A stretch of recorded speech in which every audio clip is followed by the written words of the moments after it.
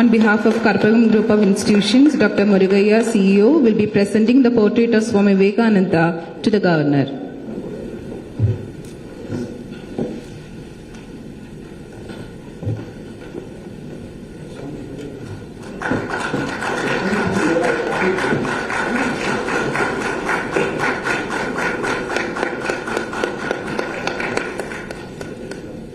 Thank you. Now Dr. R. Manigandanji will be honoring Professor Manish R. Joshi ji.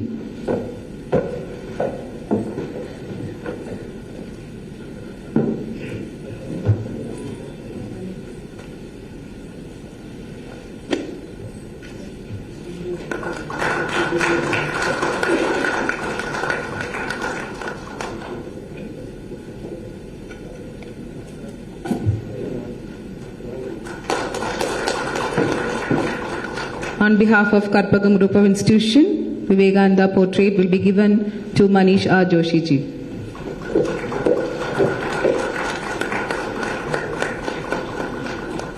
Thank you, sir. Now I request Dr. C. Vasuki, ma'am, to honor Thiru Kumaraswami ji.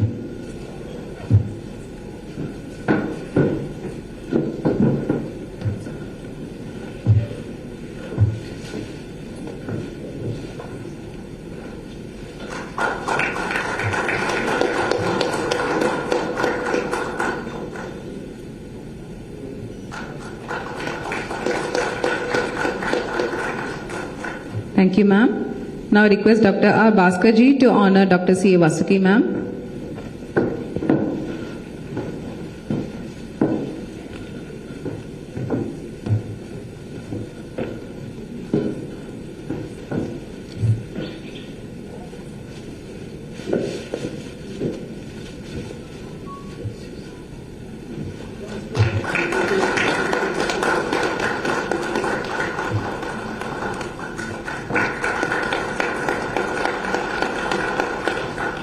Thank you, sir. Now I request Dr. P. Padmanabhan, sir, to honor Thiruji Lakshman ji.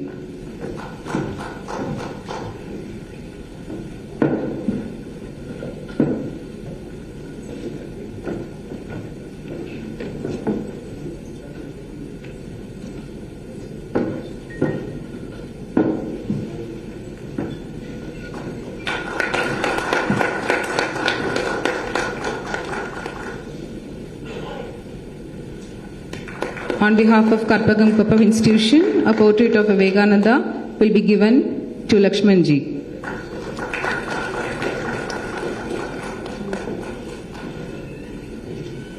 Thank you, dignitaries.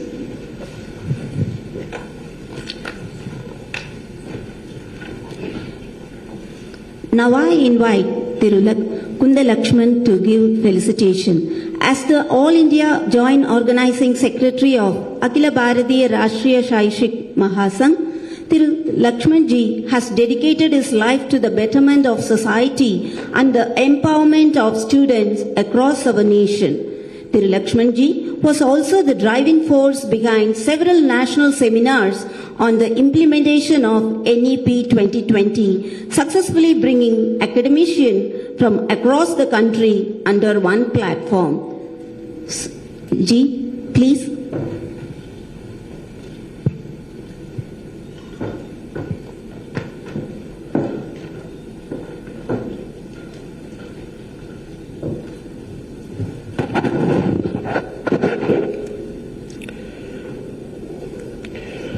Honorable Governor Sri N. Ravi ji, today's Chief Guest and inaugurated our conference, Professor Manish Joshi ji, Secretary University Grants Commission, and Kumaraswami ji, who is the guiding force behind this theta, Vasuki madam, who is extended our all support to make this program a success, and President Tamil Nadu Higher Education Teachers Association, Dr. Bhaskar, and Unnata Vidyabhyasa Adhyapak Sangam President Kerala, Dr. Satish, and eminent personalities, those who are sitting before me, Professor B.J. Rao, HCU Vice Chancellor, Professor Krishna Sir, Tamil Nadu Central University Vice Chancellor, Panjanadam Sir, Gandhigram Rural University Vice Chancellor, and Professor Mohan Sir, Kerala Health University Vice Chancellor,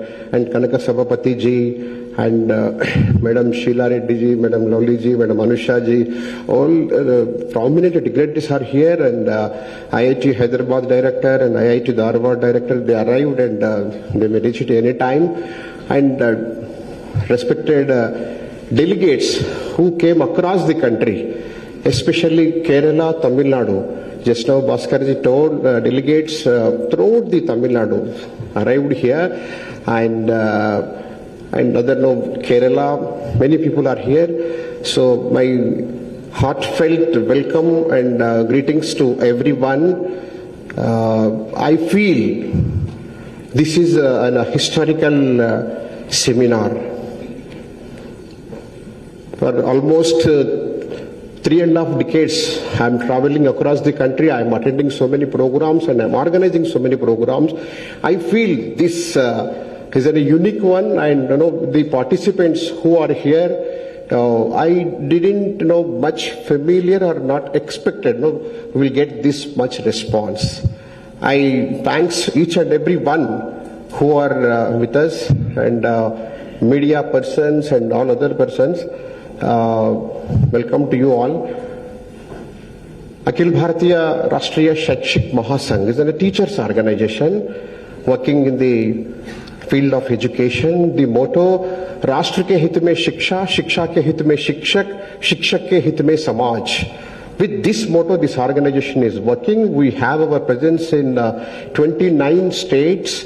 We have more than 12 lakh membership. We are having programs throughout the country. Particular fixed programs are all there, and the seminars like this, we organized so many programs to sensitize the education family, especially the academicians, and we organizing so many this kind of seminars and different kind of programs. Even we do agitate for the cause of the teacher.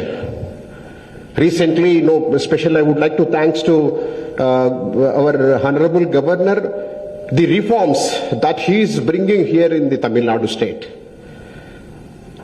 So we are very much thankful to you, sir, and your efforts should continue, and we are all with you. And special thanks to Manish ji also. There were so many pending works for so many years, with especially concern to the UGC. Because of Shakshik Mahasangh efforts, recently, the non-PhD issue, it was amicably and very smoothly it was resolved. Just now he is telling, the gazette is coming today or day after tomorrow. And I can say, the 5th pay commission, what was the salary? Today 7th pay commission, what was the salary? That every faculty member knows that the 5th pay commission salary was very meager. Keeping the dignity of a faculty, it is the Shakshik Mahasangh efforts to increase the salaries of the faculty. I proudly say, because of Shakshik Mahasangh, it happened. And recently, wherever we'll go to the UGC, Manish ji and Jagdish ji, they used to talk with us. Just last week we met. Jagdish ji says, ABRSM delegation should meet us every month. He specifically mentioned that because you have ground realities, you bring up very genuine issues, and we come to know exactly what is happening in the ground level.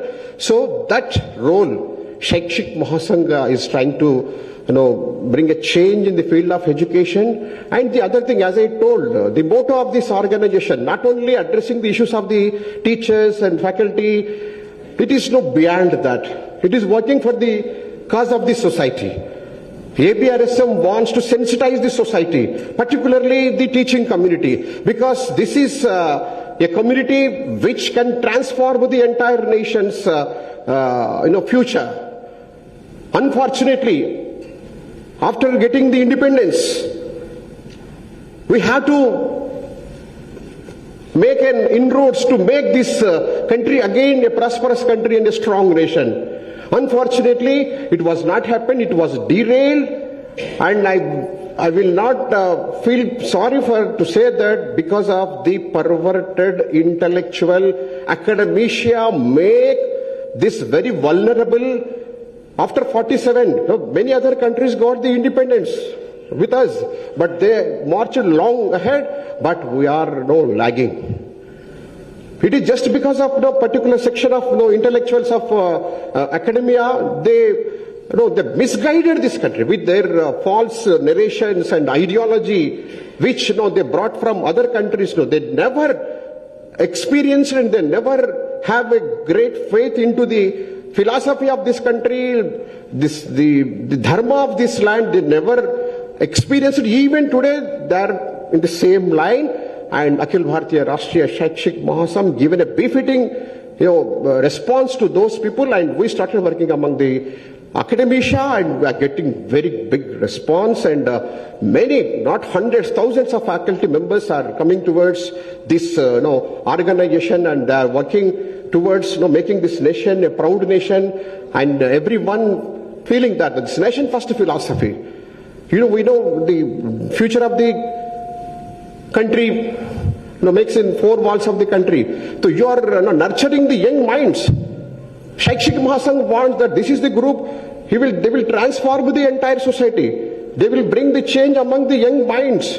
Now we are marching ahead towards 2047. Everyone is talking about this. 2047, this country should become a prosperous country, a strong country. This country should lead the world. Lead the world in sense, in all the aspects. We have great legacy. We, as an IAB-RSM, we feel proud, and we believe that we have an ancient civilization which has given knowledge to the entire globe. Today, whatever the issues that we are experiencing, all the solutions you can find only this place, Bharatavarsha. Here you can find these solutions. Whatever it will be. Sustainable global development goals are there. Where you find the solution? Yes, here. It may be terrorism, it may be environmental issues, it may be ethics, values, and all this. You find this country. We believe in that Vasudhaiva Kutumbakam. So Shaikshik Mahasangh feels that we should rejuvenate all these, whatever we lost because of foreign rule for more than 1,000 years, colonialized this country. We have to change this. So ABRSM is working in different names in different parts. Here Tamil Nadu Higher Education Teachers Association, in Kerala. It's like that, different, Karnataka Raja Mahavidyalaya Shikshak Sangh in Karnataka. And in other places, in different names, we are working. We are getting very good response from the faculty members. Generally people say that the faculty, they are having their own this thing. Always they will think about their salaries, their promotions. No, it is not right. We proved it wrong. Wherever we are organizing this kind of programs, whenever we are reaching the faculty members, they too have a concern toward the society. They are ready to serve the society. Everyone wants to make this country a prosperous country. They are working for that. And ABRSM is a platform to bring all these faculty members onto one platform. And we are now successfully marching ahead. And we organized this kind of program in Hyderabad. We thought of with 300 to 400. We got more than 1,000 members. In Bangalore, it is same, more than 1,000. We organized it in Tirupati. No, it was a grand success. Honorable Governor, sir, asking me, you are organizing this kind of programs regularly. Yes, sir, we are organizing this kind of programs regularly to reach the last faculty member of this country. Yes, we are marching ahead. We have to travel along. And due to nonsense, I can't say this, politics, this, that, no, that is, they should be kept for politics, that is for power and all. But to bring this social harmony, social change in the society, this academia has to play a vital role. And at the same time, you are the main source to shape the young minds. And for a decade, we are experiencing the strength of this country. We know our country was a great country. We have great civilization and great, our country's, in the field of science, technology, whatnot, we were called as Vishwaguru. We have to bring back that glory again. It is possible. We know the demographic dividend. We know the achievements of previous decade. It may be electronics, it may be communication, it may be infrastructure, it may be foreign, what not. In all the fields we are marching ahead. We have human resources, we have natural resources, we have everything, a great legacy. With this, we should have to march ahead. I request all of you, please be support this organization and be part of this organization. And you know, today and tomorrow you are going to listen to very popular personalities. Please make use this program as your career, and you make this conference seminar a success. Thank you. Namaste.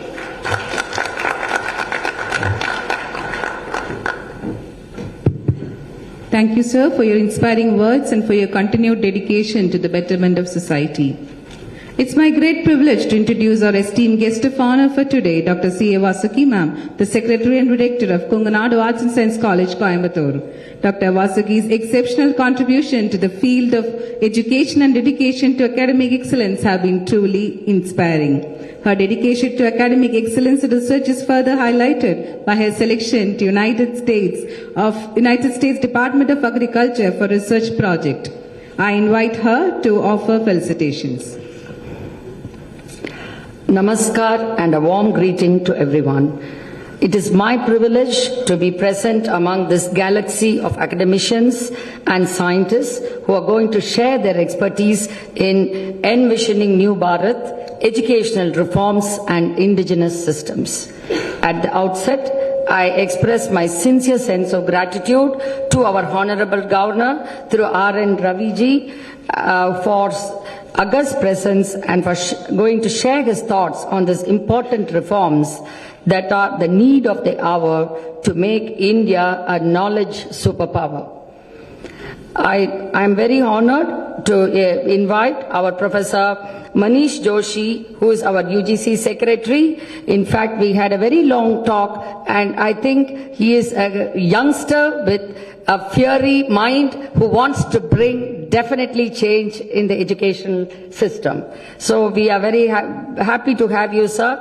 And of course, Lakshmanji of ABRSM, who has put together, as our Bhaskar in his welcome speech said, he has brought Ganga, Yamuna, Kaveri, Godavari, everything together, a confluence of educationists who have joined here to change our New Bharat. So, and also our senior most former syndicate member of Periyar University, Dr. K. Kumaraswami sir, and CP Satish sir, as well as our Bhaskar ji, who is the president of TITA. I also express my felicitation to all the erudite vice chancellors, directors, professors and speakers who are present here and who are going to give various deliberations that is going to happen for the coming 2 days.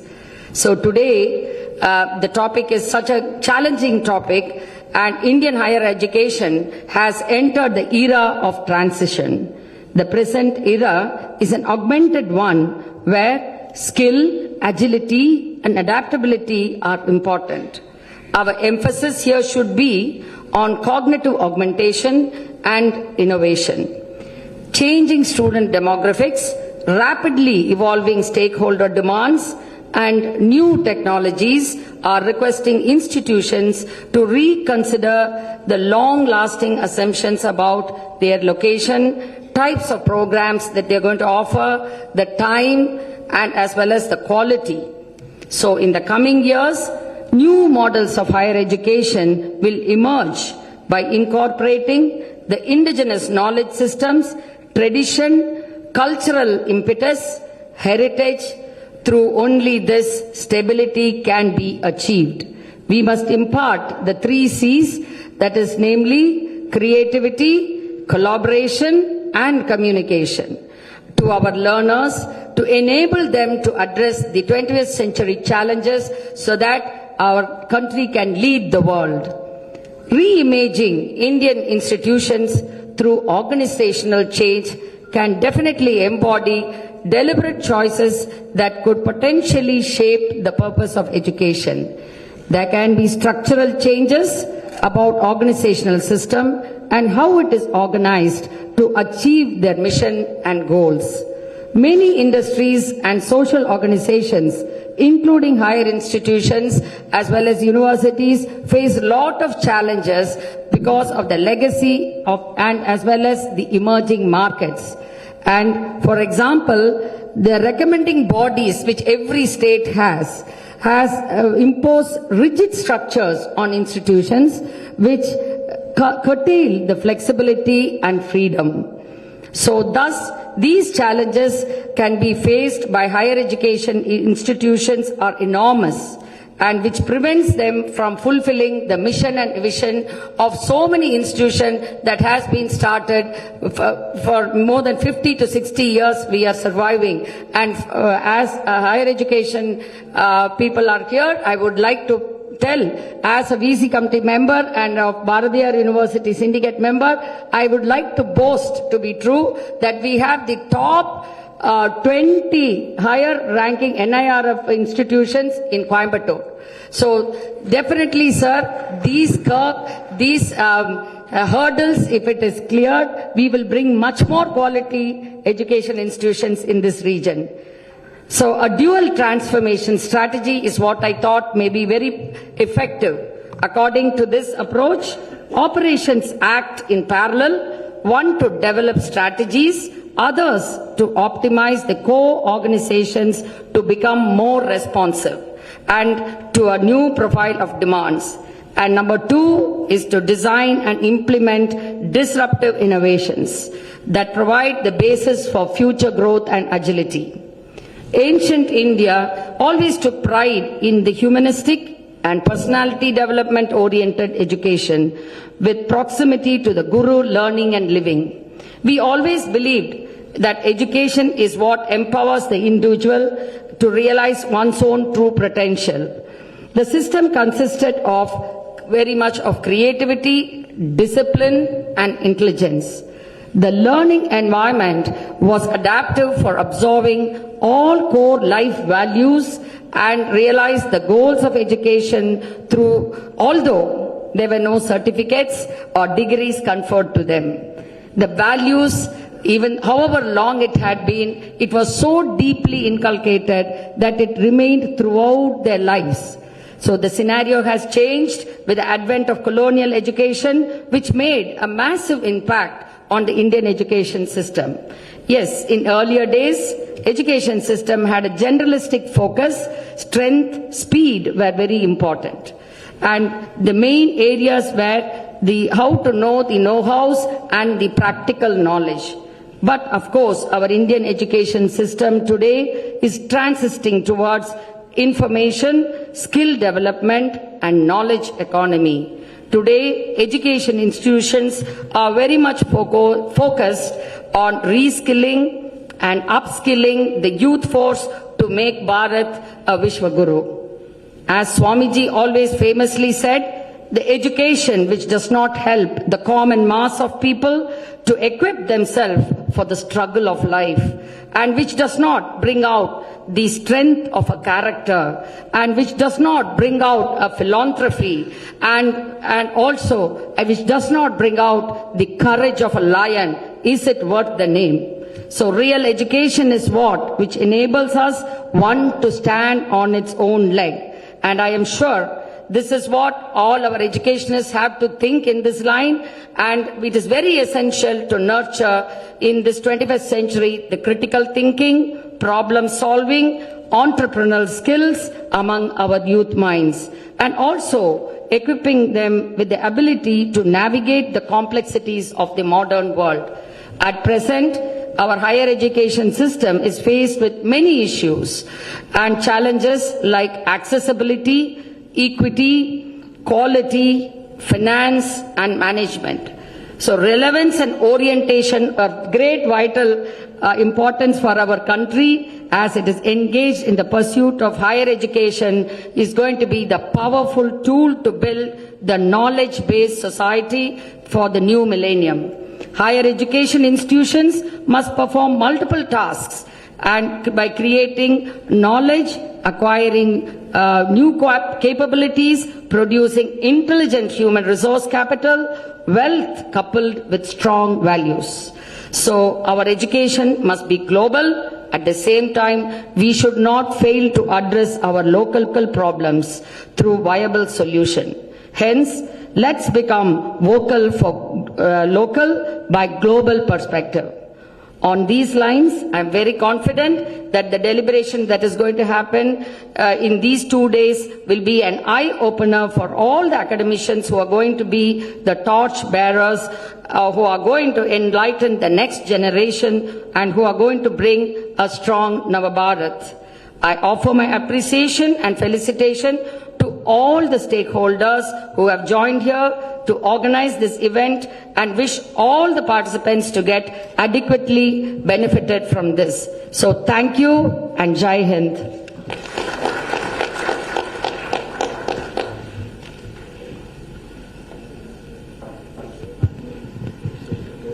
Thank you, ma'am, for being here and sharing your wisdom with us. It is my privilege to introduce our distinguished keynote speaker for today, Professor K. Kumaraswamy. His illustrious career in academia spans decades, marked by a profound commitment to fostering excellence in education. As a former professor of English based in Salem, his dedication to scholarship and mentorship has left an indelible mark on countless students and colleagues alike. With great honor, we invite Professor K. Kumaraswamy ji to deliver keynote address.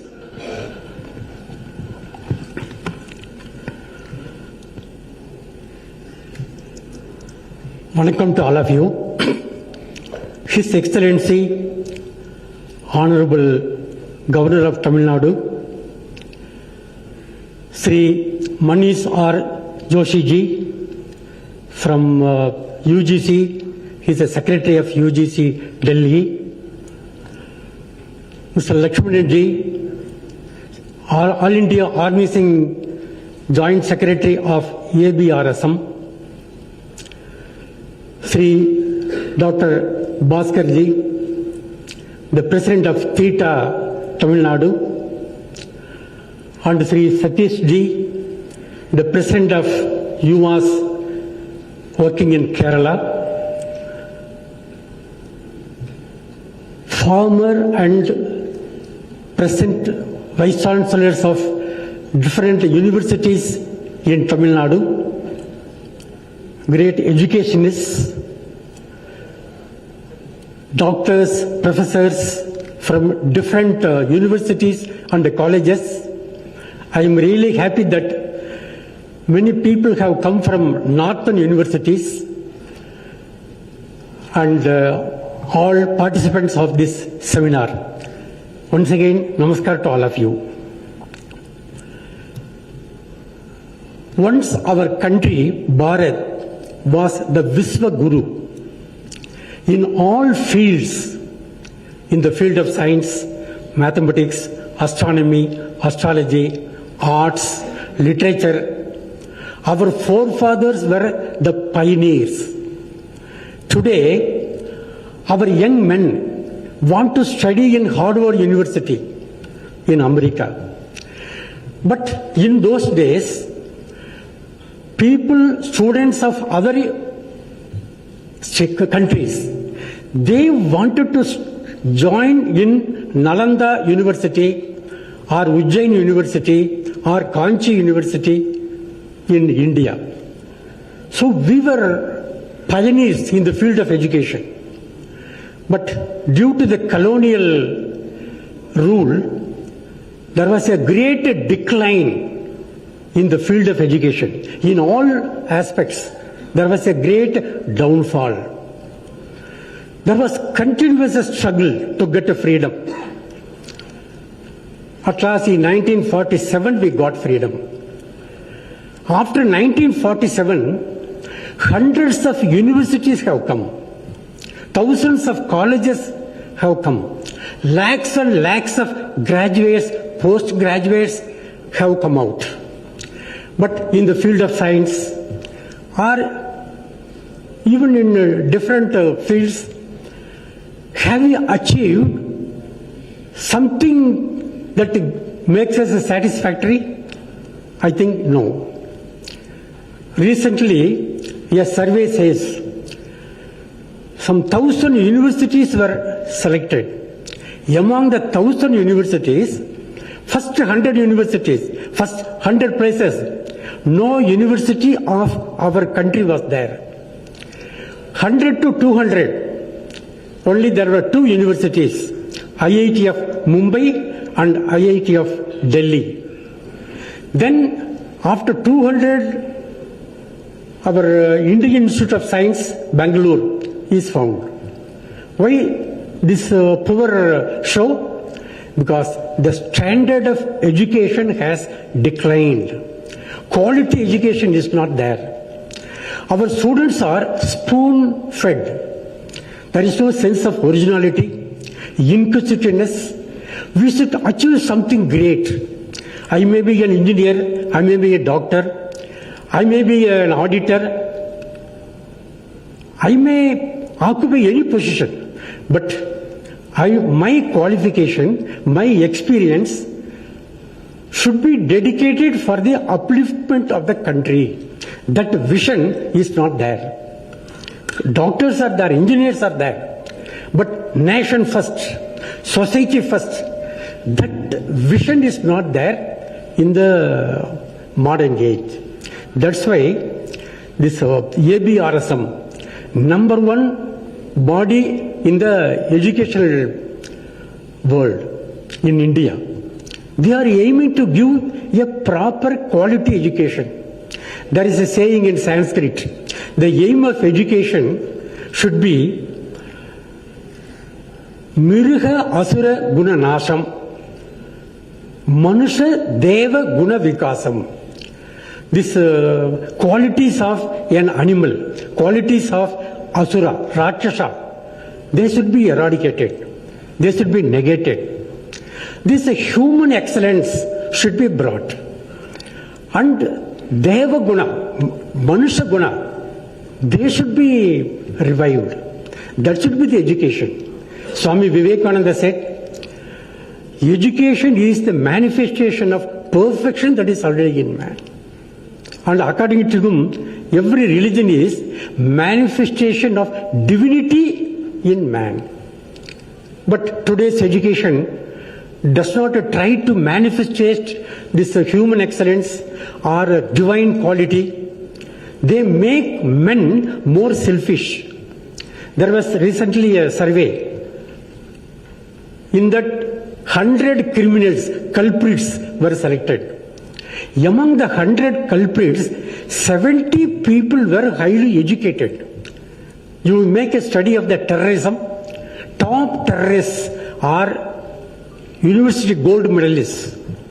So we have given the subject knowledge in different subjects, but human excellence, the social awareness, his commitment for the upliftment of the society is not there. So this selfish angle should be stopped. So from that point of view, ABRSM is trying to improve the quality education along with this human excellence, along with this academic excellence, human excellence should also be brought up. So from that point of view, ABRSM, with which our Theta of Tamil Nadu and UVAs of Kerala are affiliated, are trying. In the higher educational field, especially among the universities and the colleges, a new vision has to be given to the emerging students, the young Yuvas, students. That's why the topic for the seminar is Envisioning New Bharat. So, for the past 1,000 years, a proper vision was not given to the young students. So, if we want that in the short period, in the coming years, India should be number one in the world. Again, a Vishwa Guru. There should be some reforms in the field of education. That's why in this seminar, educational reforms through indigenous systems. It's a well thought over topic. I appreciate the organizers of this seminar for having selected this topic, and through this this team of professors, our students studying in universities and colleges will have a good vision and mission. I thank the organizers of this seminar for giving me an opportunity to put forth a few views in front of you. Thank you very much.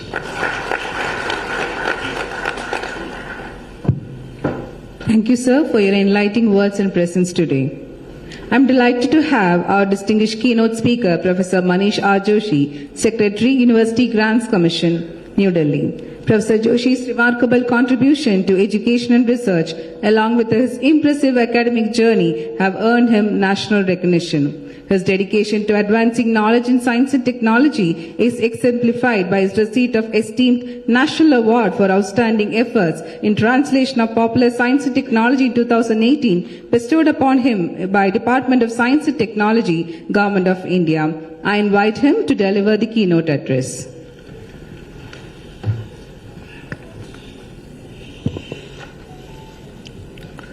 Namaste. Honorable Governor of Tamil Nadu, Thiru R. N. Ravi sir, all the dignitaries on the dais and all the dignitaries of the dais. I am thankful to the organizers for giving me chance to participate in this particular event where large number of participants have gathered and they are going to deliberate on a very important topic of envisioning New Bharat through educational reforms and indigenous system. So it's really good to be here, and thank you for that to the organizers. I really appreciate that the organizers, like the Theta is one organization, that is the Tamil Nadu Higher Education Teacher Association.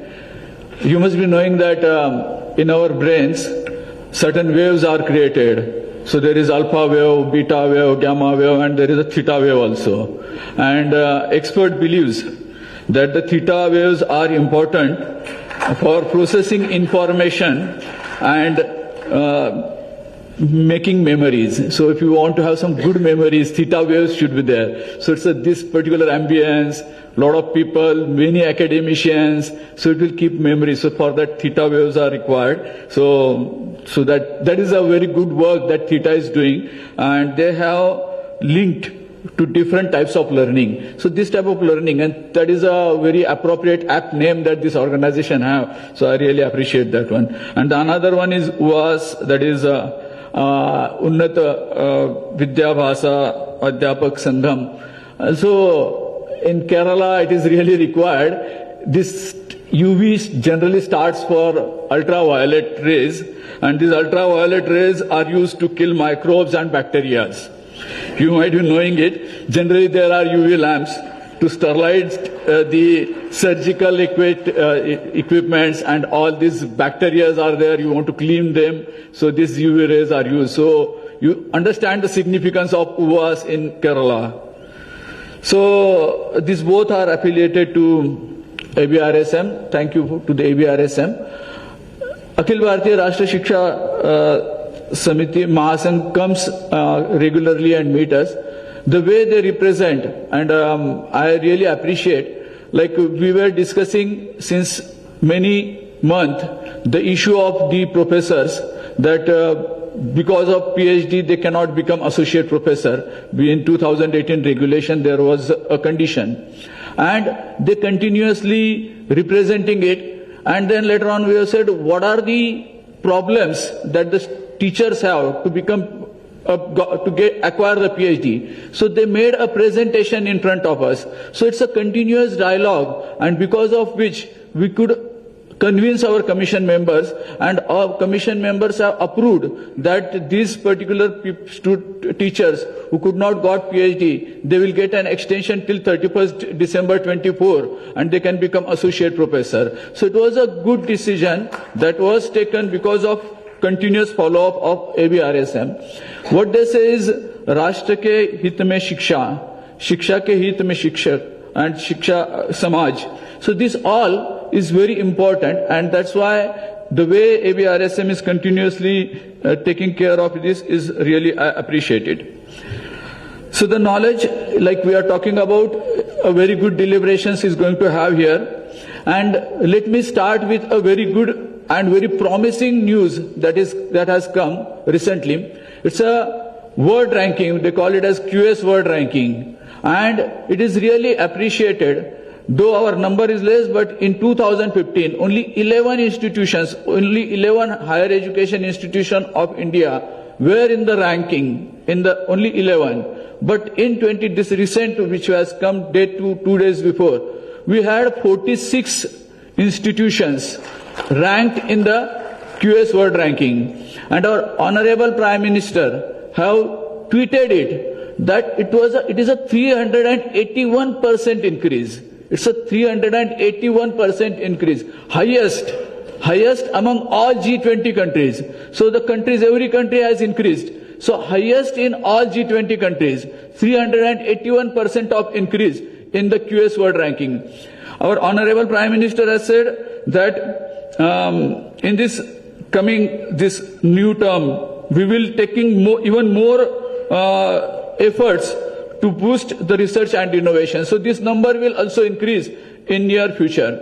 And it is paramount that a place like Coimbatore, that is not a metropolitan cities, where there is a deliberation on envisioning new Bharat and what are the education reforms with the help of indigenous systems we can do. 350 participants are there. They want to talk about it. They want to listen about it. They want to have discussion about it. So it shows the importance, it shows the willingness of the people of India, of Bharat, to make sure that we will progress, we will excel further. So the parameters, let me put focus on the parameters that are important for this QS World Ranking. Why the institutions comes in that QS World Ranking? So one of the parameters is academic reputation, faculty-student ratio, and citations per faculty, and the important one is internationalization. Like how many international students are there in your country, are there in your institution? So we have, as a UGC, and even India, even Bharat has started and giving focus. Government of India is also giving focus and giving lot of concerted efforts to bring more and more international students to India. We have got a very nice portal, Study in India. We have started, UGC has come up with a regulation that the higher education institution, the universities, which has got certain NAAC score, can directly start joint degrees, can directly start dual degrees with the foreign countries, with the foreign institution, with the foreign university. As I was traveling from airport to here, yesterday I saw there was a big hoarding outside of one institution that you want to study abroad, come and tie up with, come to our university. So these universities are now tying up with the universities of abroad. So it's like two-way. They are also getting benefited. Not only Indian universities are getting benefited. There is a rush among outside universities also to get affiliated with the very good institutions in India. So we have, in UGC have come up with one very nice regulation that will open up the Indian place for foreign higher education institutions. We have said the foreign higher education institutions can open their campuses and operationalize their campuses in India. So you will not believe, we have got very good response from various institutions. We say from Europe, from North America, from Australia. So many institutions are coming. There are every week there is a delegation from foreign higher education, from foreign countries to UGC, and they want to know what they should do so that they can establish their campuses.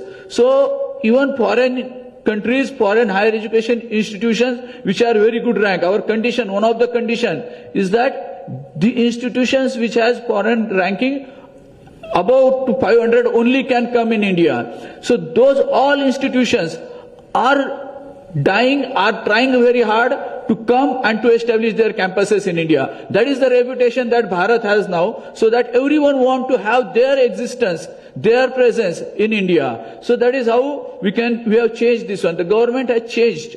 The government has changed the focus. The government has doing lot of efforts. I am really appreciating Honorable Governor is himself here. The role of the governors in improvising the quality of higher education in many states is very paramount. So they are sitting in the conferences, they are sitting in the room where the deliberations are going. I was in Assam last year, where there was a deliberation. All vice chancellors were called by the chancellor, and the chancellor was sitting there from 9 to 5 p.m. for 2 days. And the deliberations he was listening, and he was giving inputs. So that type of interest shown by all the governors, many governors, including Honorable Governor, he is here for this particular event. So it shows the priority of the governors and priority of the government to the higher education. So that sort of reforms that we are talking about, earlier UGC or any regulator used to be supposed to be like making hindrances. Now we have changed our approach. Now we are more of a facilitator type of thing. Last month, our honorable chairman met with all the vice chancellors of deemed to be university. So one at a time we invited 10 vice chancellors and he interacted with them. Honorable chairman asked every deemed to be university, why don't you open your off campuses? So they were used to surprise. So there was an era 10 years ago or 20 years ago when someone used to say that I want to open an off campus. The UGC used to see very suspiciously, why you want to do this? These are the rules and these are the conditions. You cannot do that. Your intention must be mollified. So you used to see in a suspicious way. But now the chairman himself is asking, why don't you open your off campuses? Why don't you go for that one? So they were surprised and they are very happy and they are coming up with this one. We have opened the regulations. We are talking about education reforms. So lot of reforms are going on. We have come up because we are saying in national education policy, the GER is to be raised from 28%, 27% to 50%. Almost double. Currently we have around 4 crore students in higher education. It will go to 10 crores. So we have to make sure, we have to give facilities to the students. So therefore we have opened up, we have said that not only deemed university, we are saying even private universities are there. We have come up with SOPs. Like if they want to have off campus, some institutions which are doing very good, why we have to restrict them in their own campus? If they want to go and establish their off campus, we have given permission to the private universities also. We have come up with that particular SOPs, and applications are coming up. Last commission we have approved one particular university from UP to have their off campus in another place in the UP. So we are very open. UGC being a facilitator, very proactively we are doing. Like we are talking about autonomy of the institutions. Many institutions, many colleges want to change their syllabus quite often because they want to keep pace with the changing time. So they want to change because if in the university system, university have 200 institutions, higher education colleges affiliated to it. So they want to change the syllabus, it will take time. But if an institution autonomy is given, they can change the syllabus quite frequently, easily. So therefore, you can see in the NIRF ranking, 100 NIRF college ranking in the college category, 55% are autonomous colleges. So we said that autonomy is to be given to the colleges. So therefore, we have opened it up. If you have a NAC, then we are going to give the autonomy. And since last 6-7 months, we have given, every month we are giving whatever the applications are coming. So our number was around 800 up till now, but we have raised it to 1200 plus institution. Proactively we are reaching to the colleges. So that sort of reforms that we are talking about. We are talking about indigenous systems, and I want to quote the poet of the soil, Tiruvallar. He has his Tirukural. With our earlier speakers also talk about the focus of the education. The aim of the education is defined by Tiruvallar. He says knowledge, social aim, then adjustment to the environment. So why you take education? So he's talking about to acquire the knowledge, to have social manners, then to adjust with the environment, to have moral aim, to have philosophical aim, spiritual aim, cultural aim, and at last he is talking about living aim. So the priority is, you see, at the 8th place, he is saying that the education is for living aim. But what is important is that you should acquire knowledge. So that is what the indigenous system is. What is the way to look at the education? And that has been changed completely. We're talking about the students only running behind the degrees. They don't bother whether they are getting knowledge or not. They don't bother whether this knowledge, what I am getting, little bit of it, can it be applicable to the society, where I can apply it, where I can, with this knowledge, how can I solve the problem in the society? So that focus has been changed. Whereas our indigenous system is saying that the focus is like this one, but because we have followed this particular colonization and that all, so we need that reforms very with large pace also. I really appreciate the organizers in choosing the venue also. It is on the race course. This is a race course road, and you know, in the race course there is always a speed. So we need to do that speed. We need to achieve that particular speed. So that particular speed we have to go for the reforms as well as for the use of indigenous system. UGC in last year we have completed 6 face-to-face programs on IKS, Indian Knowledge System, Bharatiya Gyan Parampara, and you will be happy to listen it that 1,000 teachers have gone through that particular 6 days rigorous program at 6 different places. And everywhere, this Bharatiya Gyan Parampara was very much appreciated. They all decided that they will talk about Bharatiya Gyan Parampara. They will try to imbibe it in their syllabus. We have done it in Chennai, we have done it in Guwahati. So across region, across religion, we have done it in Kashmir also, where there are 80% were Muslim Pradhyapak initially. They were initially talking about why you need this IKS right now. But as they went through the 6-day deliberation, they understand it is nothing to do with religion. It is about the great work that our ancestors have done. That are the indigenous systems. What are the indigenous systems that we have? And these all indigenous systems, we have to look for, we have to identify, we have to search out. Whatever small we have searched is enough for having widespread eyes of all the people over the globe. So it's a mesmerizing for all. Whatever little knowledge that we have got. So therefore we are saying that our students, our teachers, our faculty should delve into it more in the Bharatiya Gyan Parampara. We have to find out what our ancestors have done. So that is why this important, that's indigenous systems. So our reforms will be guided by this by this indigenous system. Therefore, we are talking about, whenever we are talking about this syllabus, we are saying that why can't you incorporate the Indian knowledge system as a part of this one? We have added this IKS as a part of NET syllabus also. And UGC has wanted that this new research, young blood, should be there in the research system. And therefore we have come up with that after 4-year UG, after your 4-year UG, you can directly get admission into PhD. So no need of this master. So UG can directly go to PhD. So this young blood who have the idea of the societal problems can research into it, can explore that particular problem. So that is one thing that we have said.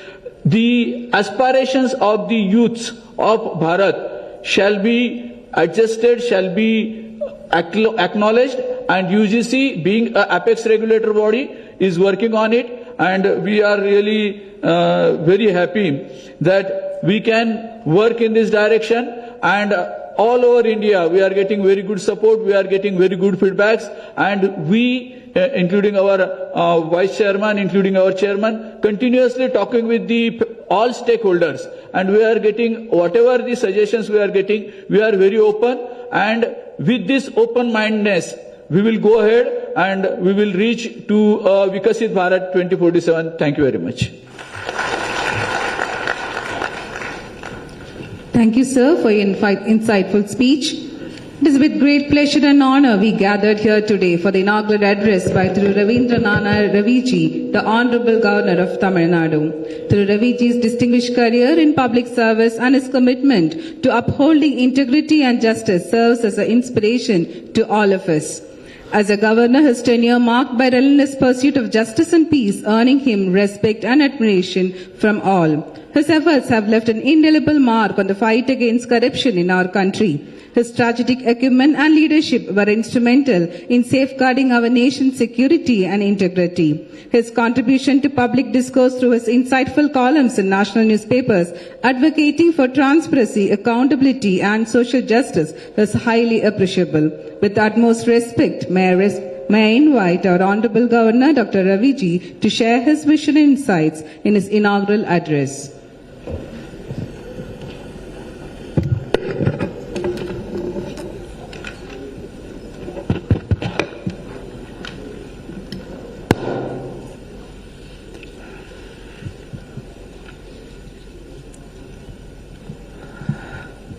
Respected Thiru G. Lakshman, All India Joint Secretary, Akhil Bharatiya Rashtriya Shakshik Mahasangh,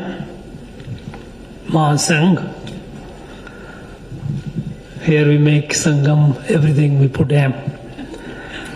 Professor Manish R. Joshi, Secretary, University Grant Commission, Thiru K. Kumaraswami, Distinguished Academician,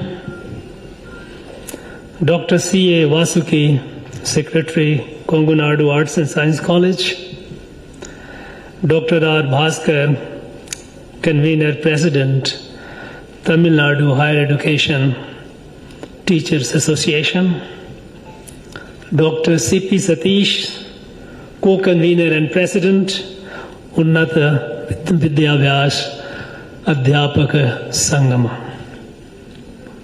Distinguished luminaries from academia, eminent scholars, delegates, and friends, warm greetings and best wishes to all of you. Anaivarkum Vanakkam.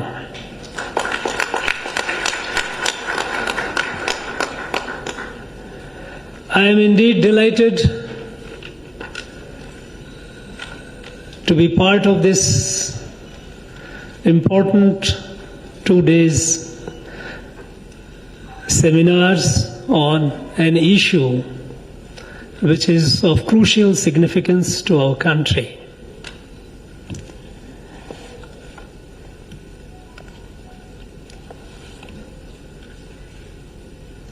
Envisioning a new Bharat through education reform with our eyes on indigenous system.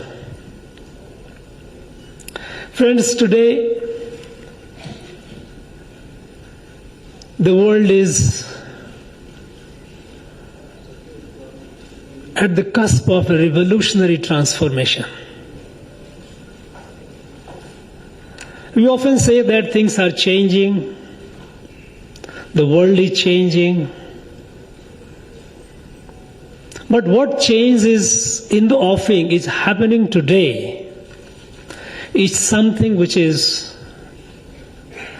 to a considerable extent beyond our comprehension. the cutting edge technology in the ultra advanced domains, from predictive artificial intelligence to generative artificial intelligence, from analog to digital to quantum computation,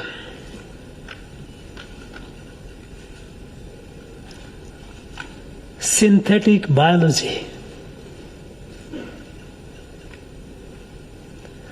ultra advanced intelligent robotics,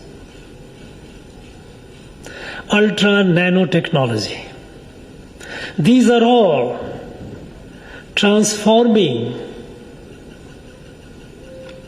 and has the potential to transform the world in a way that at this point of time it is very difficult for us to predict how the world would be like.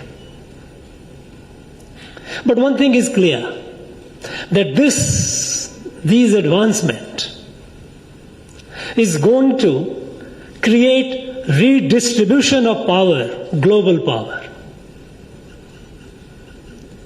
These advancement is going to create a wider gap, creating wider inequality, redistribution of resources. Because the countries and the entities who are ahead in these technologies,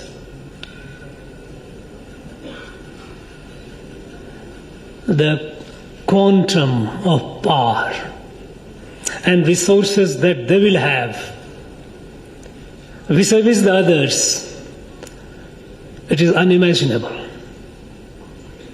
The world, which is already suffering from unacceptable iniquity, exclusivity, is going to face a greater problem tomorrow. Now, in this kind of emerging world, what should be our role? Where should we be? Where should Bharat be?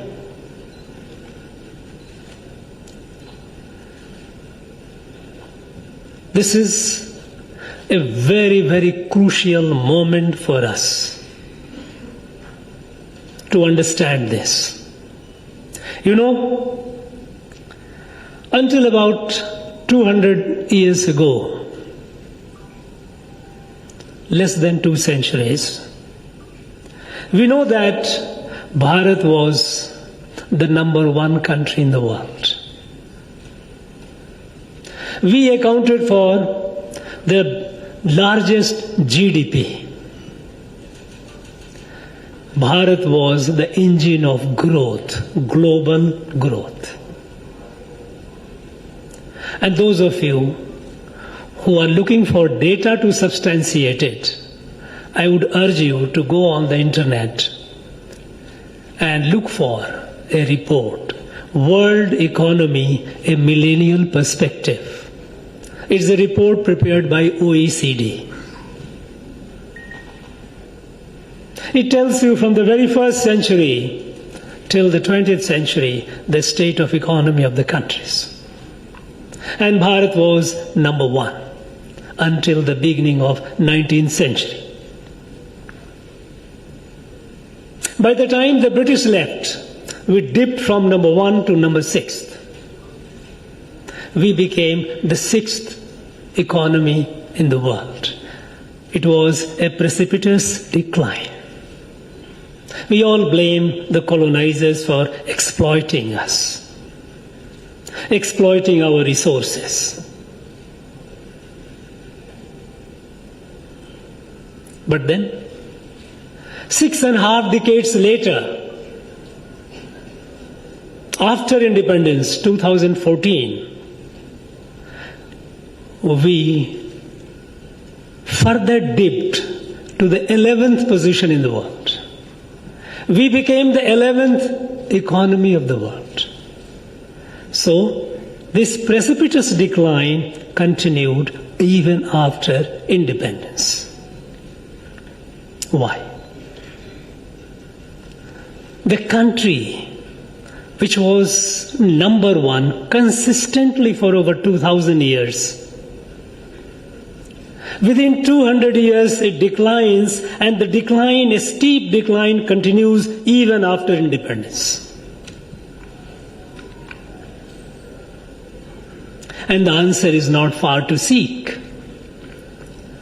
It is in our education system. You know, when the British left us physically in 1947, on the 15th of August there was celebration in the country. Everyone was joyous, celebrating independence. But Mahatma Gandhi was in a somber mood, sitting in the slum colony of the marginalized in Delhi. Some media people asked him, why are you not happy? Why you don't seem to be happy with the independence? Are you not? Mahatma Gandhi replied, you know, the British have left us only physically. They are still occupying our mind. And they are so deep in our mind that if we work hard to drive them out of our mind, even then it will take years and years, decades to drive them out of our mind. So this independence is only half physical independence. You know, many of you might have read, and some of you, those who have not, please do that. We know the iconic British newspaper Guardian. Guardian wrote an editorial on 18th of May 2014, the day Prime Minister Narendra Modi was sworn in. You know, the editorial begins like this. 18th May 2014 may as well go down the history as the day when Britain finally left India. Britain finally left India because the system and style of governance until then was continuation of the British Raj by other means. These are not my words. These are words of Guardian, and it's editorial. It is not an op-ed. It is the view, considered view of the iconic British newspaper.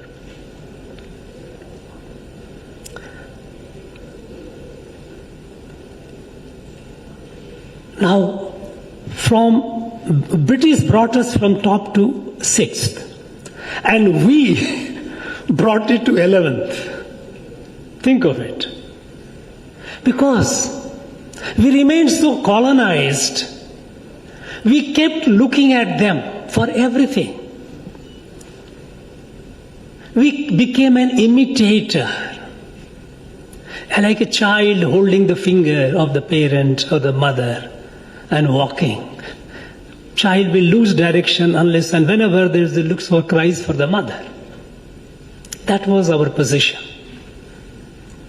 You know, we have a beautiful constitution created by best minds. But whenever the operationalization of constitution happened, we kept looking at how the British Parliament behaved. They conducted their business, interpreting the Constitution from the perspective of the Westminster. We developed our conventions, our traditions. We gave meaning to operational aspect of the Constitution deriving from how it was conducted by the Westminster, even our judiciary, the Supreme Court of India. They kept looking at the Privy Council of Britain or the Supreme Court of US, United States of America, quoting proudly how the judges have quoted there and seeking validation, seeking meaning. Look at the level of colonization. Even today, as a chancellor, when I get report from many of my state universities, many a times the reports comes with a quoting from somebody in Europe or US. This colonization of mind. How can you grow in a competitive world by imitating someone on the strength of a borrowed language, borrowed knowledge? And then came a revolutionary step, the National Education Policy of 2020. Because for any transformation, for any change, and for us, this transformation has to be very, very revolutionary. We have to break with the past. We have to drive the Macaulay out of our mind and have our own education system. And with this in mind, the National Education Policy 2020 came. This policy has a body and it also has a soul of it. As far as the body part of it is concerned, we have a lot, we discuss a lot about multidisciplinary education, flexible education, collaboration among educational institutions, greater thrust on skill, usable knowledge. All those things are very, very important. Not many. But there is also a soul of that. There is soul. How do we look at knowledge from our perspective? And believe me, this is very important. Knowledge is not, as is often called, one may say, yes, it is perspective neutral. It is not. How do you look at? We have been hearing about, Secretary UGC also mentioned about IKS, Indian Knowledge System. I would very sincerely urge the Ministry of Education, UGC, AICT and all the bodies, please use the word Bharatiya Knowledge System. You have been saying the Bharatiya Gyan Parampara. Why not? Gyan Parampara, you can, language-wise, one can differ. Every language of Bharat may not understand Parampara. There are words. But Bharat is common in all the languages from Kashmir to Kanyakumari. Everyone understands Bharat. The problem is, we have been looking at Bharat from the perspective of India. India is not synonymous of Bharat. India is a label given by the European to this country. People of this country did not call this country India until the British came. For centuries and centuries, for millennia, it was called Bharat. And Bharat, even its geographic expanse, that finds reference in our old literature. When they say, Uttaram yat samudrasya himadrasya eva dakshinam varsam tad bharatam nama. North of ocean and south of Himalayas is Bharat, Bharatvarsh.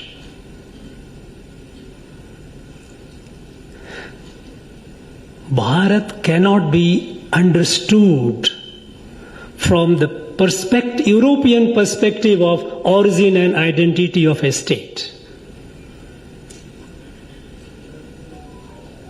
India can be. Because India is an European construct, not Bharat. What is European construct of?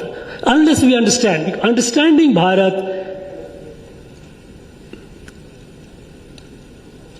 or to say to Bharatiya knowledge system, understanding Bharatiya knowledge system is predicated upon understanding Bharat. If we understand Bharat, it becomes easy to understand Bharatiya knowledge system.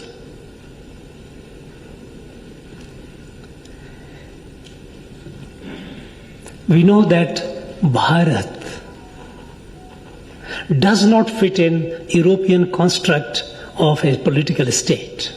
Because European construct of a political state is what?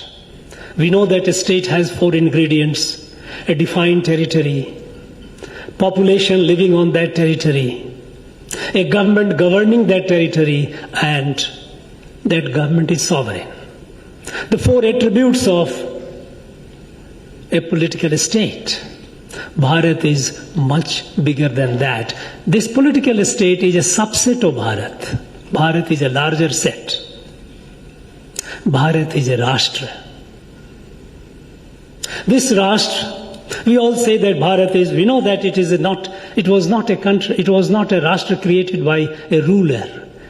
It was not created by a strong man. It was created through values. The values which was revealed for several thousand years ago to our rishis. And those values, that light that it generated, it spread over. And Bharat means enlightened land. And what is that light? What is that light that makes it a one Rashtra? Because you know that Rashtra, our scriptures, our Veda says, Bhadram ikshant rishya swavida tapo diksham upanisheduragra tato rashtram balamojasya jatam. Bhadram ikshant rishya swavida tapo diksham upanisheduragra. Well-meaning rishis who thought of Vishwa Kalyan. Such rishis, those who are equipped with Atma Gyan, Swavida. And what is Atma Gyan? Atma Gyan is Mamatma Sarva Bhutatma. The whole world, the whole creation is a family. Plant, animal, humans, we are all member of a family. No one is away. There is no exclusion. Such rishis, well-intentioned rishis, equipped with this knowledge of Atma Gyan, their tap and diksha, kathor tap and diksha, their hard work, to spread the light, we are all members of a family. You may look differently. You may have a different food habit. Your language may be different. Your custom cuisine can be different. But we are all members of a kutumbam, a family. You may have your own way of worship. You may have your own ritual. Doesn't matter. But we are all members of a family. Such a wonderful, a revolutionary light or darshan. I don't use the word philosophy. Philosophy is very limited. And we have a tendency, always is anglicized mind, we always try to use the English word. Philosophy, we all know that evolution of a language is linked with the civilizational evolution of a people. That civilization has not evolved to that stage where they can see this light of oneness of creation. Oneness of creation, this light came here. And so it is called darshan. Drishti, how you look at yourself and how we look at the rest of creation. This light, it originated here, it came here, thousands and thousands of years ago, and it has spread. And people of different, varying attributes, they became member of a family.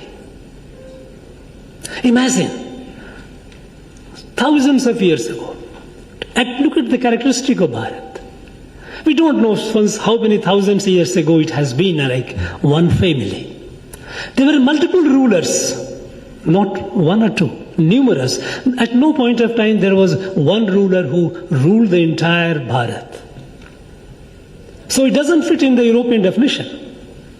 That is why some people say that no, India is not a nation. Bharat was a Rashtra and is a Rashtra. So imagine, when I think of, other day I visited Shravanbelgola. 2,400 years ago, 2,400 years ago, a rishi, Bhadrabahu from Pataliputra, with his 12,000 followers, devotees, Shramanas, he comes down to Shravanbelgola, establishes himself, passing through numerous kings and kingdoms. About 5,000 of them come to our place, Tamil Nadu, what we call Tamil Nadu today. Arihantagiri, in Dinamalar district, Arihantagiri. Bhadrabahu himself came to spread the light the way he looked at it. What some people would like to say, or say that it is a way of Jaina Darshan. You know, they never felt any constraint where they were going. The free movement. People coming from one part. We had a Pallava prince. From here, he went to Nalanda, studied, became Acharya, Bodhidharma. And subsequently went to China and spread what we say Buddhism there, Bauddha Mat. This Bharat has to be understood. And once we understand this Bharat, then it becomes easier for us to identify who we are. And with that sense of pride, we move forward. And when we talk about our indigenous knowledge system, it is not just knowledge which are there in various texts here and there, and as well as traditions, but also the process, our entire epistemology, our pedagogy. Both are different from the Europeans. And it's a great challenge. We have to move over to this. When we talk of new Bharat, what kind of Bharat that we wish to imagine? We all say that yes, we like to be number one.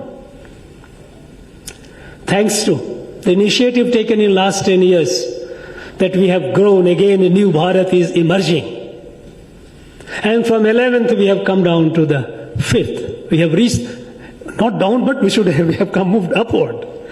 We came to the 5th. And we are very confident in the next few years we will become the 3rd largest economy in the world.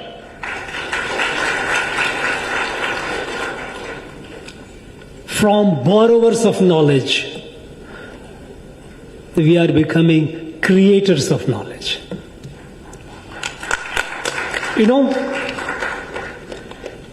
WIP, World Intellectual Property Organization, their report, it shows that we are having accelerated growth in knowledge creation in patents, intellectual property. Rise over the previous year has been almost about 24%. About 10 years back, we had hardly any startup, just a few hundred, 200, 300 or so. Today we have 125,000 startup, young minds. Bharat is in ferment, intellectual ferment. Other day we read in the newspaper, our young minds, they have launched Agnikul, indigenously designed, 3D printed, created, launch vehicles, which would be far more economical than other commercial launch vehicles available today. New and new areas, they are breaking ground. This is New Bharat. When this New Bharat is emerging, it has to leapfrog. It cannot have incremental gain. It cannot rise incrementally. Because as I said right at the beginning, that the cutting edge advanced technologies, ultra advanced technologies will not leave you a chance. If you keep growing incrementally, we will be far behind. We have to be aggressively creative. We have to move forward. And that is why the genius today genius of governance lies in liberating the genius available in the society. Less control, more autonomy. For a very long time, attempts have been made to deny Bharat. And that is why from the 6th we dropped down to 11th. We must understand, we must appreciate and be proud of being a Bharatiya. And in fact, systematically, all those things which strengthen the idea and identity of Bharat, they have been systematically weakened after the British left. In our own state, I was shocked to find that our state university's curriculum, history and political science, has no mention of the national freedom movement. Only when I know that my forefathers have given their blood for a cause, that cause belongs to me. When thousands and thousands and thousands of people of this land had given their life for freedom of Bharat, and we have erased them from our memory, complete textbook, there is no mention of it. And I was shocked that how could the leaders of our academia could not feel disturbed. The entire 19th century, 20th century, 19th century, of course, completely blacked out. Only the British, glorification of the British rule. Glorification of the British rule.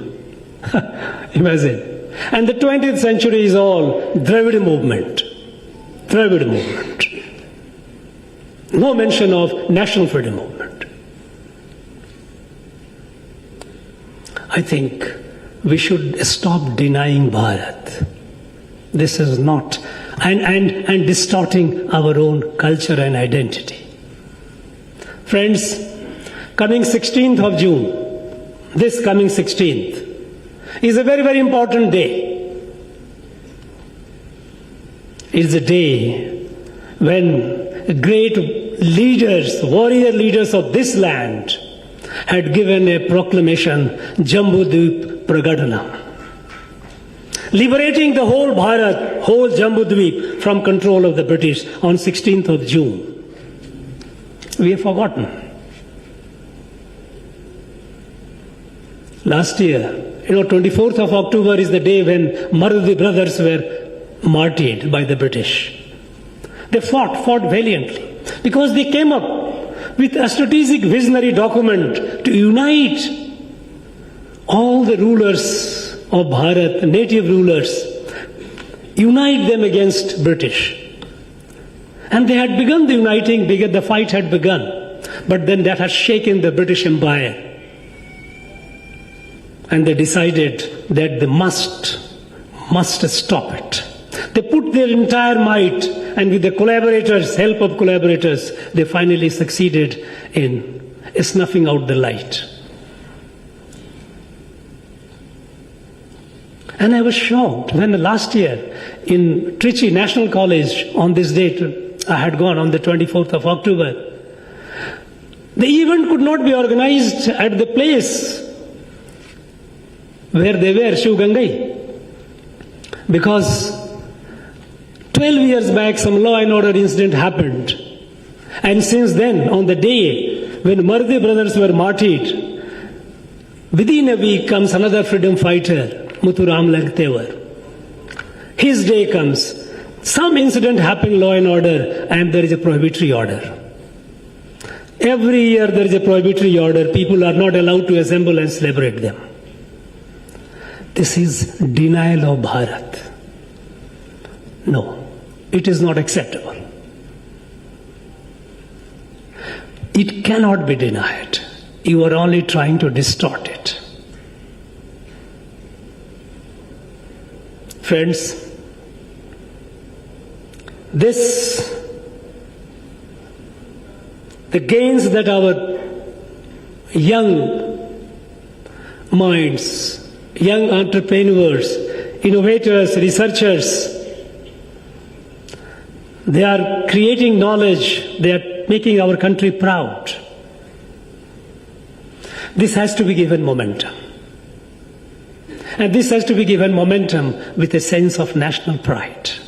We have to infuse, we have the capacity. Only thing is, we have been made to think small. No, the time is gone. This is the time that we must think big. We must take up our responsibility. And the new Bharat that we are trying to envision, that Bharat has to be of the dream of Swami Vivekananda. And what was his dream? What kind of Bharat he wanted? He said, Bharat that he wants, that he wanted was Bharat whose muscles are of iron, whose sinews are of a steel, physically strong, prosperous,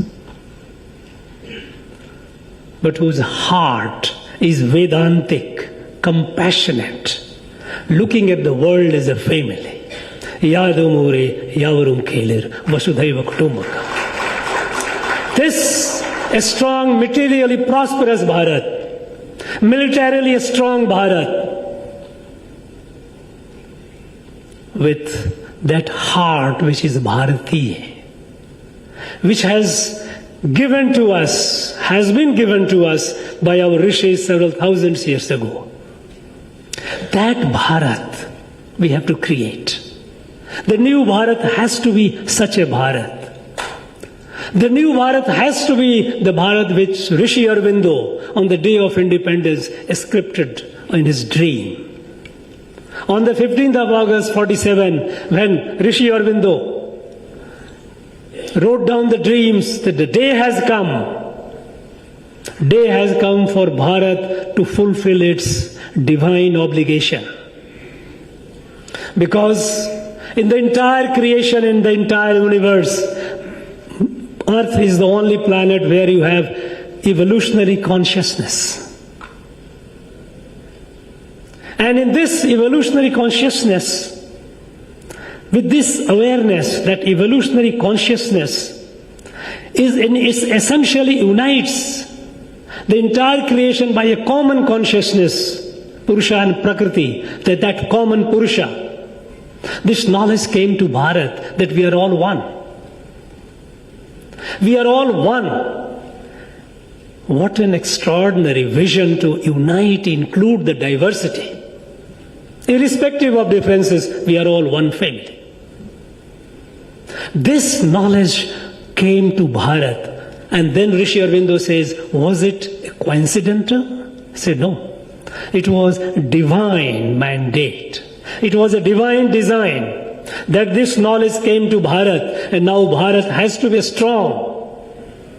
Bharat has to be capable to take this light to the rest of the world. And that is what Bharat has begun. When the COVID-19 has struck down and the world was in the grip of absolutely unknown deadly disease, no one knew the way out. When the rich and advanced countries who invented medicine, they started making money out of it. It was a Bharat, thanks to our scientists. When we made our vaccine, we shared the vaccine with people, needy people in 150 countries in the world. This is Bharat because we walk the talk. This is a family. When we had the G20 presidency, the motto was what? Vasudhaiva Kutumbakam. Vasudhaiva Kutumbakam is soul of Bharat. This is what Bharat is. It looks at, that is why the world looks at India, looks at Bharat with a lot of expectation, a lot of hope. Friends, in these 2 days, you will have a lot of deliberations. But I also like to just quickly list out a few ideological challenges, intellectual challenges which you are going to face. It is not enough that we are just saying that we are proud of it. We have to be prepared to face the challenges. There are four external European ideas and ideologies which you will confront, which world is confronting, which we also have to confront.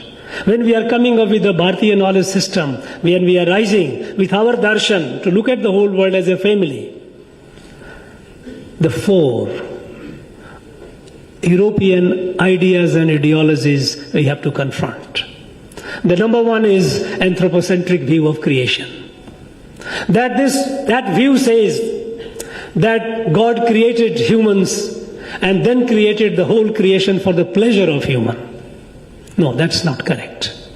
In Bharatiya darshan, we are an element of creation. We are integrally connected with the creation. We are not the Lord and Master of the creation. This anthropocentric view of creation, this is a very strong ideology. This has to be confronted ably. Second idea, European idea is theory of evolution. The theory of evolution that tells you that makes the entire life ecosystem predatory. The smarter one will kill the other and prosper. Survival of the fittest. And fittest means how crooked, how cunning you are. This has given rise to intellectual and moral justification for mercantile capitalism. There is no room for compassion. There is no room for compassion. If you are smart, smart means you are clever and cunning, you prosper. It doesn't gel with Bharatiya knowledge system, Bharatiya darshan. In Bharatiya darshan, we are neither at the center of creation, nor we look at the evolution as predatory. That for me to progress, I have to kill the others. I have to suppress the other. I have to exploit the others. The entire colonialism is based on that theory of evolution. I am smarter, so I will colonize this land and extract the resources. Third is social contract theory of a state.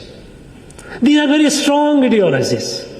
You are from academia, you know how strong these are. Social contract theory of a state. That individuals are sovereign, and these sovereign individuals have contracted to live together, form the society and the state. It lays premium on the sovereignty of the individual. In Bharatiya darshan, this is not so. Individual is not sovereign. We are integrally connected with the rest. Bharatiya darshan is of integral humanism. We are integrally connected with the entire creation. Like a molecule, atom in a molecule, subatomic in the atom. Each one has certain degree of autonomy but not fully sovereign. All are within the parameters of the larger whole.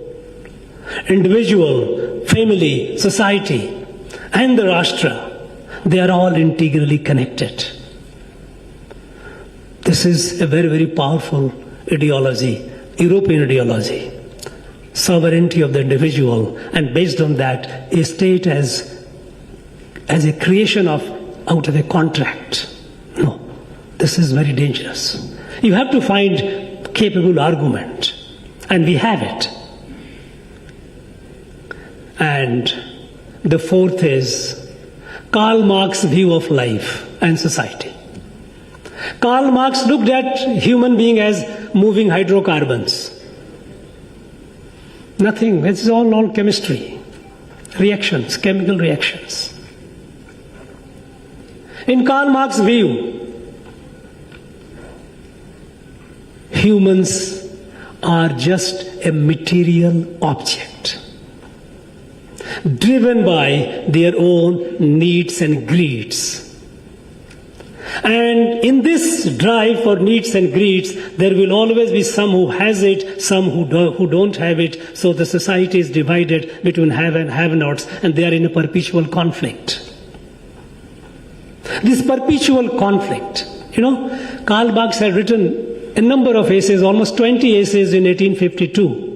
1852, in New York Daily Tribune, he wrote in August. Many of them are available on the internet. And so if you wish to read, you please go on the internet, Karl Marx on India, 1852, on this New York Daily Tribune. And there he says, he justifies imperialism, colonization of India. He says that I am against imperialism, but in India it is a historic necessity. Because in India, individuals are not sovereign. Society is highly oppressive. It doesn't allow individual to grow to the full potential. And a society that worships monkeys and cows have no business to exist, that must be annihilated. And he laid down the two tasks for the British Empire. First, total annihilation of India's social order. And the second, laying foundation of Western material civilization. Now, these are very powerful ideologies. Though they have been debunked, many of them have been debunked. There is hardly any such.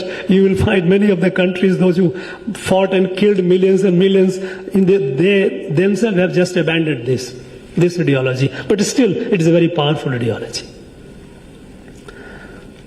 When we talk about our Bharatiya knowledge system, not only is the knowledge, but the process of knowledge through which we derive knowledge, the way we transmit knowledge, the entire ecosystem of knowledge is very, very important to understand it. The battle has begun. It is our responsibility to take it forward. And I am sure all of us present here, all of you are very capable people, capable leaders of the intellectual world. You will show the light. In the coming 2 days, today and tomorrow deliberations, with your churning, sufficient light will come to lead us into the future for a new Bharat, the Bharat of the dream of Swami Vivekananda, Bharat of the dream of Rishi Aurobindo. I wish you all the very best. Thank you very much. Jai Bharat.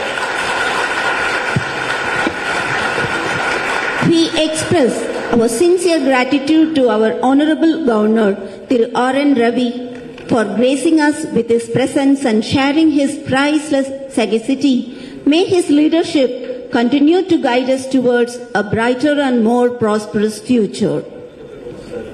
Honored guests, you have most generously accepted our invitation